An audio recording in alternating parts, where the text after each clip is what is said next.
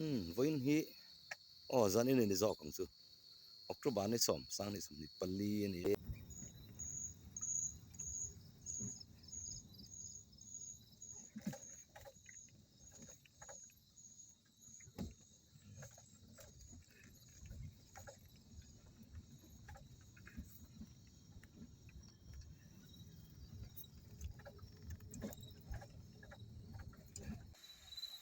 mara chu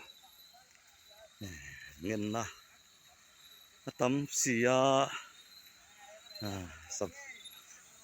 kan subscriber howin e khai vare ve kong tha to mi kong update hian ten tian run pang chang ve thin bok sia chu wang chuan in zara kan ti don nge nang mani wangin zanin po he kan han kal le trau mai chu ni kong din mun te hi kan fedu lom bok sia eng po ni se kakal thui to lo ma a thui thok kha ta ni motor jam hi ti hian a chan chin om chu kan khe thei ma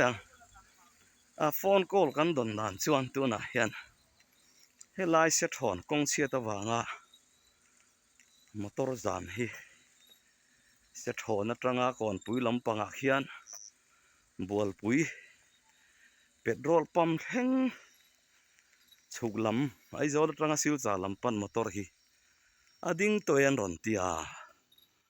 mar chu kan kal theng pe lawang a han hla ve deuh tlat tang chuan kan tho he hu to ni hi thian kong tha chu sarkar thara kan dei ngal mai em mo thir tu tenin khe thiam ma sarkar ve le khan kong pui chia zong zong thom tha ta kong tha nei kha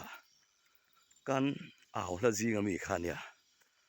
an la sarkar lo poni mai thei khang sei tu te khai ison so kan mu thiam men karinga ding tlar phei thut mai ni ison bo thak ta kani han la thui phei khop mai mun khor thang kan local chawa kan skip zeu lo thei lo wa thui sia tlar phei thui khop moi te khan kan du tok ri photang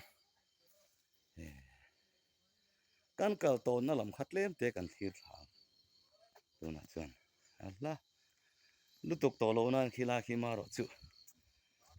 hi motor rom na kha kan an thlen thang me hi kan kul cho manang ti te pol ho om lom le min lo kha thiam ro a zam chan ber po tun tum chu kan kal theng zo lo ni ber hi a helai kong hi jong van lo na wang trana kal varian dang chuang lo ting deuh khan a zo we va ye kan in thia theilo kan ding chho thup mai ani ber ani hi tung emo phur ti chu mi pui ten kan khe zok tu anga ya heng har san na hi thlen lau khan Kolasip district drivers and owners joint action committee khan September sang noi som ni pali tang to khan helai kong che hi vein lo tlang awa thu nei tu ten he nan fila ti chuan DC ten en po voi duai lo an lo meeting to ti a thlen lo na tan hian maro chu ngai sak le beng khon na lo vak lo ani nge yang tiang din hune kan thlen ta kan contractor te la hi hal lain an ngoi vunga ruaron mi ta mo ti vele hian chak ayang deuh mai hianin an ron lor truama lor truam me ti lovin nan han thok do na tho thelo a season lo an ti lia mo ti hetiang din mun hi kan lo theng ta ni Mizoram mai ruat tui tlana sa chera punji ate khuan ruwa sur wangan an kong chevem an hello ini chuan akal thin te hian an fe chianga chu wangin ti hi kan driver te po in khomai tha ka sin mo an thin riman hanin beng ve nok nok te poi thiamom de wania rin lo de tang thup mai boxi ri tram to boxi ri tram nen then khat road reson an lo kham to lo an tla to kan ngai kha an tla to si lova then khat phei chu bu fa min lo pe tu han ti mai tur po hi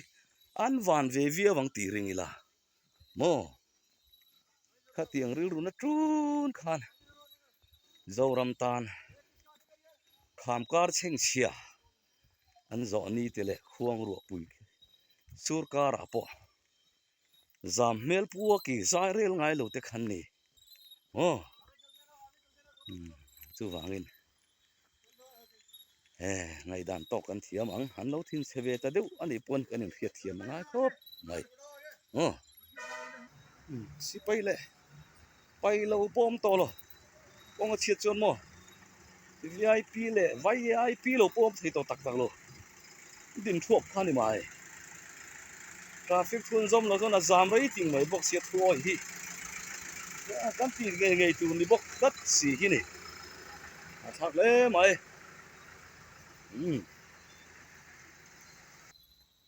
eng dang ani love helai kong jam san po hi mo kong jim wang nei deu ber chuan four lane kan mo four lane hi nei vatila tiang hi har san na kan theng kan top lo wang helai kong te four lane in zo don reng reng lo wania tu wang chuan four lane kan mo ani hi reng mai na a then an lo mu hi to a then ni nei rong an bola kong sira an dinga chuan a then la tlan ngam lo khan ding boka khang an in tlan pel don khanin overtake lo thei lo ani chuan an overtake ka akara khanin jep chho zeu zeu la ileng chho ga kan khi ta na ko po mai chu wang chuan in